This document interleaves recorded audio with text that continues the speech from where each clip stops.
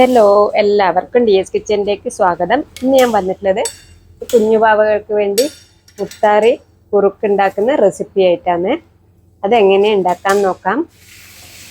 പിന്നെ നിങ്ങൾ ആദ്യമായിട്ട് എൻ്റെ ചാനൽ കാണുന്നുണ്ടെങ്കിൽ എല്ലാവരും ഒന്ന് സബ്സ്ക്രൈബ് ചെയ്ത് സപ്പോർട്ട് ചെയ്യണേ. വീഡിയോ ഇഷ്ടപ്പെട്ടാൽ ലൈക്ക് ചെയ്യാൻ മറക്കല്ലേ. എന്ന റെസിപ്പിയിലോട്ട് പോകാം. ഇതിനു വേണ്ടി ഞാനിവിടെ 3 ടേബിൾ സ്പൂൺ മുത്താറിയാണ് എടുത്തിട്ടുള്ളത്.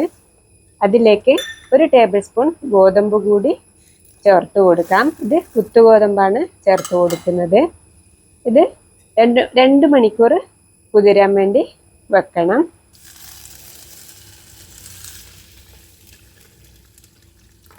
അപ്പോൾ ഇതൊന്ന് കുതിർന്ന് വരട്ടെ.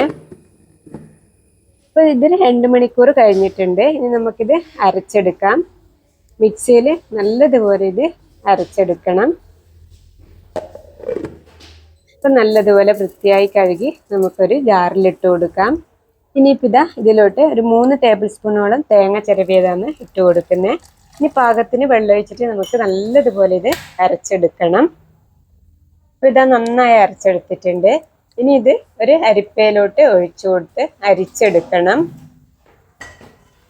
അപ്പോൾ നമ്മൾ കുട്ടികൾക്ക് കുറുക്കുണ്ടാക്കുമ്പോൾ വേറെ തന്നെ പാത്രത്തിൽ അവർക്കായിട്ട് വേറെ പാത്രം എടുക്കുന്നതാണ് നല്ലത്.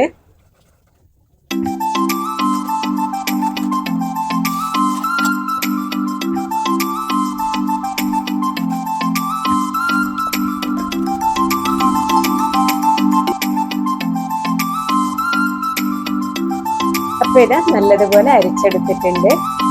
ഇനി പാകത്തിന് ലൂസാക്കി നമുക്ക് കുറുക്കിയെടുക്കാം.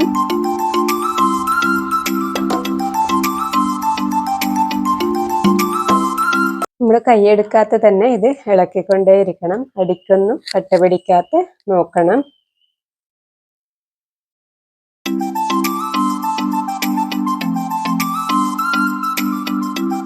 നമ്മളെ കുറുക്ക് ഇവിടെ റെഡി ആയിട്ടുണ്ട്. ഇനി നമ്മൾ അതിലോട്ട് ലാസ്റ്റ് 1 ടീസ്പൂണോളം ബട്ടറാണ് ചേർത്ത് കൊടുക്കുന്നത്. ഇതെല്ലാം ഇട്ട് കൊടുത്ത് നല്ലതുപോലെ ഒന്ന് സെറ്റാക്കി എടുക്കണം.